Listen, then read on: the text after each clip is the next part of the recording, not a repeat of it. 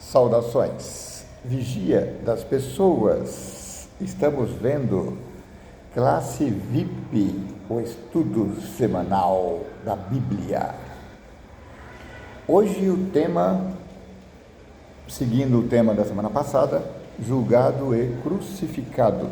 Verso para inculcar. Por volta das 3 horas da tarde, Jesus bradou em alta voz: Elô, Eloi, lama sabachthani, que significa: meu Deus, por que me abandonaste? Marcos 15:34, na Nova Versão Internacional. Leitura da semana, anote aí. Marcos capítulo 15, Lucas 13, verso 1, Salmos 22, 18, Jó 20, 24 ao 29, Jó 1 a 3 e Daniel 9, 24 a 25. Jó não, é João, viu? É que eu acabei de fazer uma leitura de Jó, então estou com Jó na cabeça. Mas é João 20, 24 a 29 e João 1, 1 a 3 e Daniel 9, 24 a 47.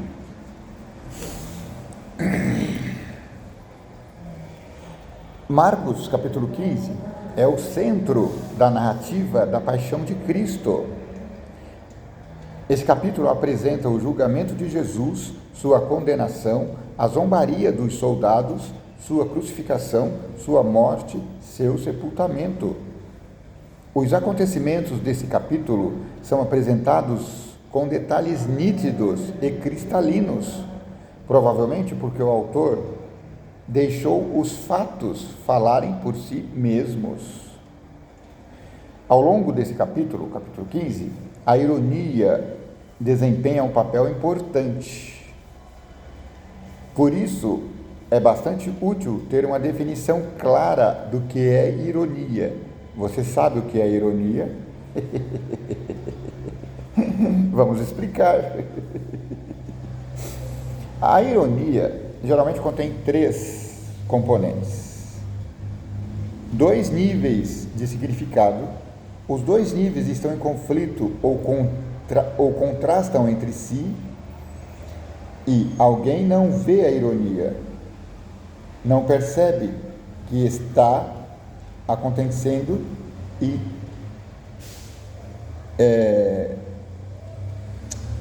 alguém não vê a ironia, não percebe o que está acontecendo e não sabe que sofrerá as consequências. Você vê, a ironia do fato é que as coisas estão na cara e muitas vezes a pessoa não percebe. Então, tá tudo bem aí na cabeça até agora? Ótimo, vamos seguir. Essa semana nós vamos estudar desde a pergunta de Pilatos: você é rei dos judeus? Passando pelos soldados zombadores,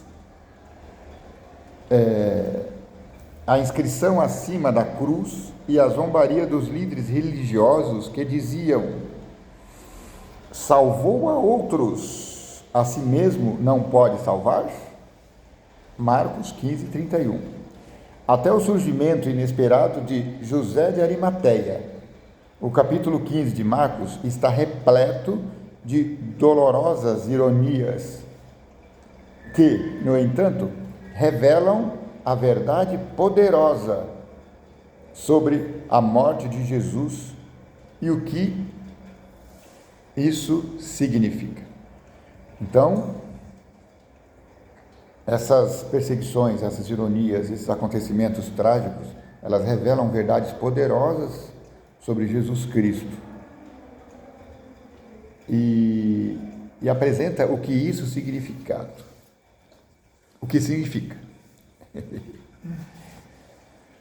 Muito bem, vamos à pergunta de Pilatos: você é rei dos judeus? Quais tipos de situações irônicas ocorreram nessa passagem? Marcos 15, 1 a 5. Pôncio Pilatos foi governador da Judéia de 26 a 36 da nossa era. Ele não era bondoso e várias de suas ações provocaram sofrimento aos habitantes da nação. Lucas 13, 31. O julgamento de Jesus, conduzido pelos líderes judeus, resultou em uma sentença de morte por blasfêmia. Mas, sob o domínio romano, os judeus não podiam executar pessoas, na maioria dos casos. Por isso, levaram Jesus a Pilatos, para que fosse condenado.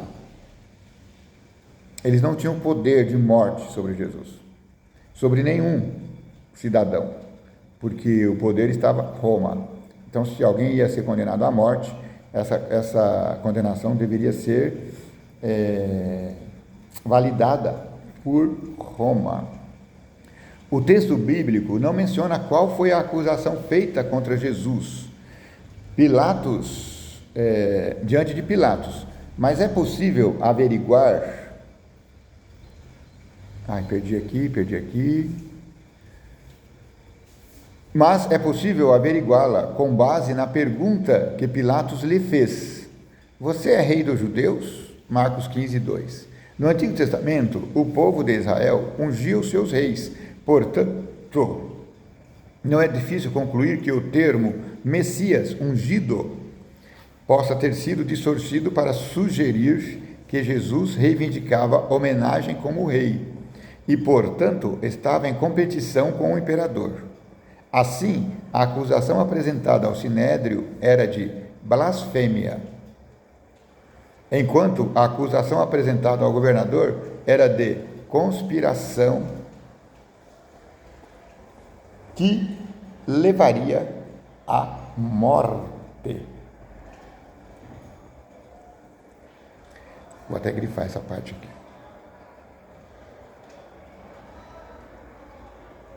Quer dizer, no Sinédrio, a acusação era de que ele se fazia igual a Deus.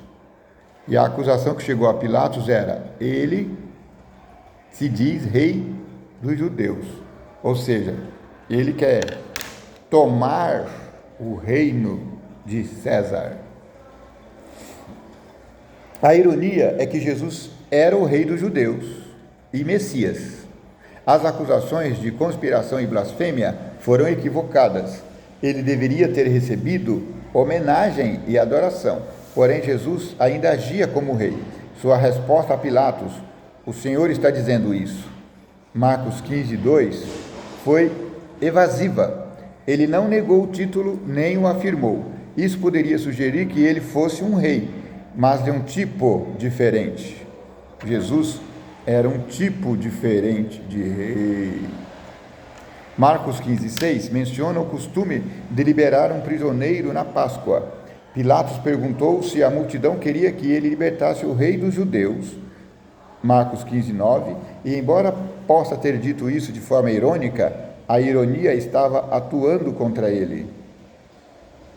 Marcos 15, 9 e 10 é um exemplo de percepção e, ao mesmo tempo, da ausência de percepção. Pilatos percebeu que os líderes haviam entregado Jesus por inveja, mas não percebeu que, ao questionar a multidão, estava fazendo o jogo dos líderes, porque a multidão já estava instigada contra Jesus Cristo. Por isso a multidão respondeu: crucifica-o, crucifica-o. Eles agitaram a multidão e gritaram para que Jesus fosse crucificado. Pilatos recuou. A crucifixão era uma forma terrível de morte, especialmente para alguém considerado inocente. É dolorosamente irônico que um governador pagão quisesse libertar o Messias, enquanto os líderes religiosos desejassem que ele fosse crucificado. Está vendo a ironia? Quem deveria prestar honras, o Sinédrio, estava querendo matá-lo. E quem não estava nem aí, tanto faz como tanto fez, pretendia livrá-lo da cruz. O que pode impedi-lo de seguir a multidão quando a pressão para fazer isso é muito grande? Cuidado, preste atenção.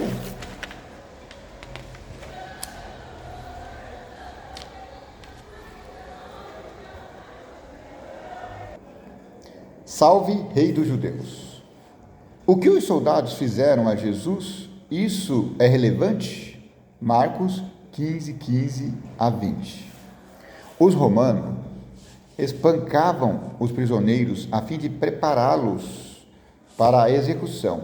A vítima era despida, amarrada a um poste e depois açoitada com chicotes de couro, aos quais eram amarrados pedaços de ossos, vidros, pedras e pregos, assim na ponta. E quando batia, aquelas pontas entravam na pele do condenado. Jesus que foi chicoteado, depois que Jesus foi chicoteado, os soldados continuaram sua humilhação, vestindo-o com um manto púrpura, pondo uma coroa de espinhos em sua cabeça e zombando dele como rei dos judeus. Os soldados, chamados de tropa ou corte, espeira em grego, Marcos 15, 16, eram um grupo com 200 a 600 homens. Não era pouca gente, não. A ironia da cena é evidente para o leitor. Qual que é a ironia da cena? Que eles chamavam de rei o que de fato é rei. Jesus é rei dos judeus e de todos os humanos. Jesus era realmente o rei. As palavras zombeteiras dos soldados proclamavam essa verdade. A ação dos soldados era uma paródia de como eles saudavam o imperador romano, com as palavras: salve o imperador César. Então eles falaram: salve o rei de Israel. Assim, há uma comparação implícita com o imperador. Os soldados zombaram de Jesus, batendo em sua cabeça com um caniço, cuspindo nele e pondo-se de joelhos em falsa homenagem. Ele batia com um cajado na cabeça dele. Essas três ações são expressas no original grego com um tempo verbal imperfeito. Nesse cenário, esse tempo expressa a ideia de ação repetitiva, ou seja, eles continuavam a espancá-lo, continuavam a cuspir nele, continuavam a ajoelhar-se em falsa homenagem a ele. Jesus, portanto, suportou tudo em silêncio. Jesus suportou tudo em silêncio. Precisa ser grifado. No padrão típico de execução romana, por crucifixão, era exigido que o condenado carregasse a cruz, despido até o lugar da execução. O objetivo, mais uma vez, era humilhar e envergonhar completamente a pessoa diante da comunidade. Os judeus, no entanto, abominavam a nudez pública. Marcos 15, 20 observa que os soldados removeram o manto púrpura e colocaram as próprias roupas de Jesus em volta dele. Assim, aparentemente, essa foi uma concessão que os romanos fizeram aos judeus naquele momento e local. Pense em toda a ironia.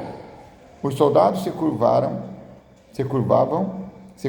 e prestaram homenagem a Jesus como rei, em atitude de zombaria, embora Jesus realmente fosse o rei, não apenas dos judeus, mas Jesus era o rei dos reis. Aqueles homens não sabiam o que faziam. A ignorância o desculpará no dia do juízo? Estar inocente nas maldades que fazemos com outras pessoas nos torna menos culpados? Não. A Bíblia diz que até aqueles que o traspassaram o verão voltar em glória. Crucifixão. Que ironia terrível e dolorosa ocorre nessa passagem? Marcos 15, 21 a 38. Jesus foi uma vítima silenciosa, controlada por pessoas decididas a matá-lo. Até sua prisão, Jesus realizou muitas ações, mas agora ele era o alvo da ação. Embora fosse um robusto pregador, acostumado a caminhar durante horas, o espancamento, a fome e o sono o enfraqueceram. Um desconhecido teve que carregar a sua cruz. Na cruz, as vestes de Jesus foram removidas e se tornaram propriedade dos soldados, que tiraram sorte para ver quem ficaria com elas. Salmo 22, 18. A crucifixão não envolvia excessivo derramamento de sangue. Os pregos usados para prender a pessoa à cruz, João 20, 24 a 29, provavelmente eram cravados nos pulsos, abaixo das palmas das mãos, onde não correm grandes vasos sanguíneos. Em hebraico e em grego, a palavra traduzida como mão pode ser referida tanto à mão quanto ao antebraço. A palma da mão não possui as estruturas necessárias para suportar o peso do corpo na crucificação. O nervo mediano passa pelo centro do antebraço e seria esmagado pelos pregos, causando uma dor terrível no braço. Era difícil respirar. Os crucificados tinham que empurrar os pés pregados e flexionar os braços, que causava dor agonizante. A asfixia por exaustão era uma das possíveis causas da morte. Jesus foi zombado e humilhado na crucifixão. Marcos destaca o tema do segredo e da revelação. Jesus pedia silêncio a respeito de quem ele era. Por isso, títulos cristológicos como Senhor, Filho de Deus e Cristo não ocorreram com frequência na narrativa. Isso muda na cruz. Jesus não podia mais se manter escondido. Ironicamente, foram os líderes religiosos que usaram esse título para zombar dele. Aqueles homens estavam condenando a si mesmos, a si próprios. Em Marcos 15, 31, os líderes disseram: salvou a outros e a si mesmo não pode salvar? Insinuando que Jesus estivesse desamparado na cruz. Eles indicaram que ele havia ajudado outras pessoas. O verbo grego significa salvar, curar, resgatar. Ironicamente, eles estavam admitindo que Jesus era o Salvador. E mais, a razão pela qual ele não pôde ou não quis salvar-se era que, na cruz, ele salvou os outros. Veja a ironia. Porque se ele se salvasse a si próprio na cruz, nós estaríamos perdidos. Leia João 1, 1 a 3. Pensando nesse texto, o que a morte de Cristo significa para você?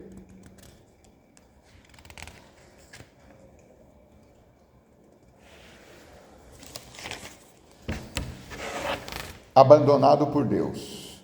Quais são as únicas palavras de Jesus na cruz que foram registradas em Marcos? O que a morte de Cristo significa para todos nós? Marcos 15, 33 a 41. Marcos representa a cruz como um lugar de profundas trevas, em termos físicos e espirituais. Uma escuridão sobrenatural desceu sobre o Calvário naquela sexta-feira, desde o meio-dia até às 3 horas da tarde. Marcos 15, 33. As palavras de Jesus na cruz são chamadas de clamor do abandono. Cristo orou, clamando a Deus, perguntando por que havia sido abandonado.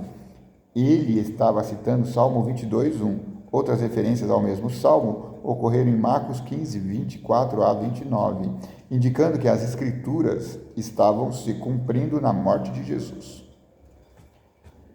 Mesmo em meio às conspirações malignas dos homens, a vontade de Deus estava sendo cumprida. As palavras Eloi, Eloi, transliteração do aramaico Elohai, fora traduzida no original grego como Deus meu. Seria fácil imaginar que Jesus chamou Elias, aramaico Helai, meu Deus é Yahweh. Essa foi o erro de alguns espectadores.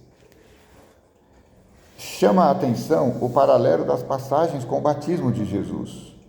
O batismo de Jesus em Marcos 1, 9 a 11 e a cruz em Marcos 15, 34 a 39. No batismo de Jesus, João batiza Jesus. Na cruz, o batismo de Jesus, veja Marcos 10, 38. João, a figura de Elias, os céus se rasgam, o Espírito pneuma, a voz de Deus diz, Filho amado. Jesus, supostamente, chama por Elias, o véu se rasga. Jesus expira, ex pneo. O centurião diz, o Filho de Deus. Viu aí o paralelismo, né? Esses paralelos indicam que, assim como o batismo de Jesus representa o início de seu ministério, profetizado em Daniel 9, 24 a 27, o que ocorreu na cruz foi a culminação ou objetivo de seu ministério, quando ele morreu como resgate por muitos. Marcos 10, 45. A morte de Jesus também cumpriu parte da profecia de Daniel 9, 24 a 27. O véu do templo rasgado aponta para o cumprimento do sistema sacrificial, quando o tipo encontrou o antítipo e começou uma nova fase na história da salvação. A nova fase é que está instalado o sétimo reino na terra. Tem uma série aí falando sobre isso, vai aí. Apesar das conspirações, os propósitos de Deus se cumpriram independentemente do que aconteça ao redor. Temos certeza de que a bondade divina vai prevalecer? Você acha que Deus sempre prevalece? Claro que sim. Colocado para descansar. O que significa a intervenção de José de Arimateia, especialmente quando os discípulos de Jesus haviam fugido? Socorro na aflição. Marcos 15, 42 a 47. Depois da morte de Cristo, ocorreram várias situações bastante tocantes espiritualmente e outras extremamente importantes em termos históricos. José de Arimateia aparece uma única vez em Marcos. Ele era um membro respeitado do Sinédrio e fazia parte do que pode ser chamado de elite urbana. Por isso, por ser rico e respeitado, tinha posição junto ao governador, o que explica como poderia ter se aproximado de Pilatos e pedido o corpo de Jesus. É um detalhe comovente que um membro do conselho tenha demonstrado tanto interesse no sepultamento de Jesus. Mas, em meio a tudo isso, onde estavam os discípulos de confiança de Cristo? Um detalhe importante é que a morte de Jesus foi verificada. Marcos 15, 43 menciona que José pediu o corpo de Jesus. Contudo, Pilatos ficou surpreso ao saber que ele já tinha morrido. Marcos 15, 44. Por isso, convocou o centurião encarregado da crucificação e perguntou se Jesus realmente tinha morrido. O centurião confirmou que sim. Isso é importante porque, posteriormente, alguns disseram que Jesus não havia morrido na cruz, mas apenas desmaiado. O testemunho do centurião ao governador romano contraria essa afirmação. Olha que legal! Afinal, os romanos sabiam executar criminosos. Os romanos eram craques em crucificação. Se Jesus morreu, Jesus morreu. José levou uma mortalha de linho para envolver Jesus e colocou seu corpo em um túmulo escavado na rocha, o qual era grande o suficiente para que pessoas entrassem nele. Marcos 15, 16, 5. Marcos nota que, além de José de Arimateia, duas mulheres viram o local, Maria Madalena e Maria, mãe de outro José. Essas duas, juntamente com Salomé, assistiram à crucifixão à distância. As três iriam ao túmulo no domingo de manhã, para, segundo pensavam, completar o trabalho de embalsamar Jesus. Marcos 16, 1. Por que essas mulheres são mencionadas? Por que elas testemunhariam que o túmulo estava vazio?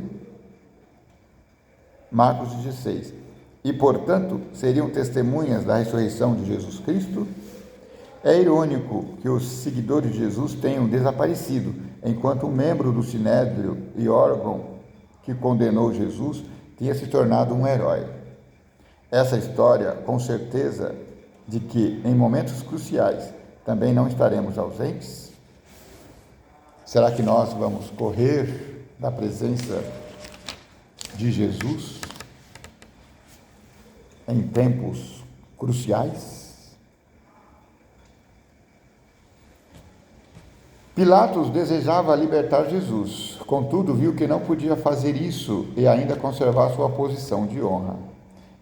Em vez de perder seu poder no mundo, escolheu sacrificar uma vida inocente. Quantos, para escapar de prejuízos ou sofrimento, também sacrificam um princípio? Eu já sofri muito isso. A pessoa mentir para não perder o seu cargo. A consciência e o dever apontam um caminho, e o interesse egoísta indica outro.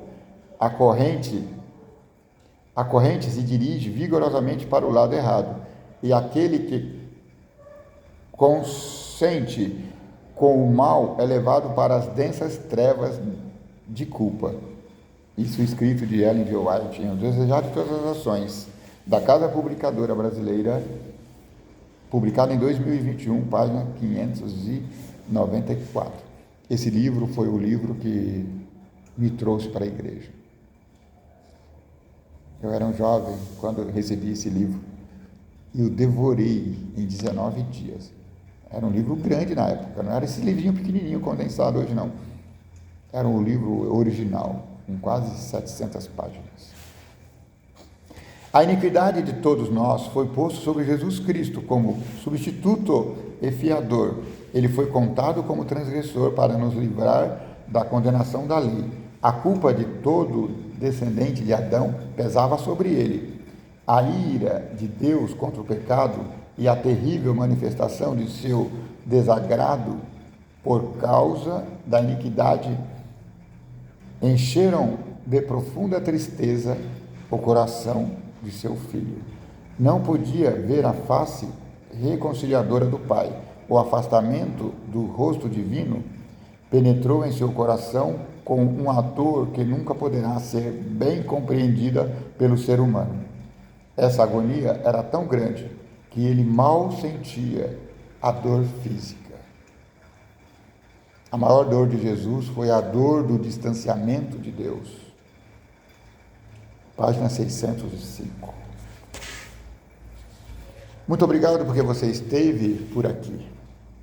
Se você deseja fazer esse estudo semanal, se você deseja ter esse livrinho, você pode adquiri-lo direto. Não estou ganhando da editora, viu? Entra lá na editora e compra lá. Aliás, estou até disposto a te dar um livrinho desse, tá bom? Um livrinho da Escola de Estudantes. Esse é o livro do professor. Eu vou te dar um livro de aluno. Mas o livro de professor pode ser adquirido na publicadora, tá bom? Se você estiver interessado, coloque aí os seus dados. Se for até 100 interessados, eu posso ceder graciosamente. Se for mais que isso, a gente vai fazer um sorteio. Continue estudando. Estudar a palavra de Deus é obrigação nossa de cada dia. Que o vigia das pessoas te abençoe e te guarde. Que o vigia das pessoas tenha misericórdia de ti. Que o vigia das pessoas faça resplandecer o teu rosto sobre ti. Que o vigia das pessoas te dê paz.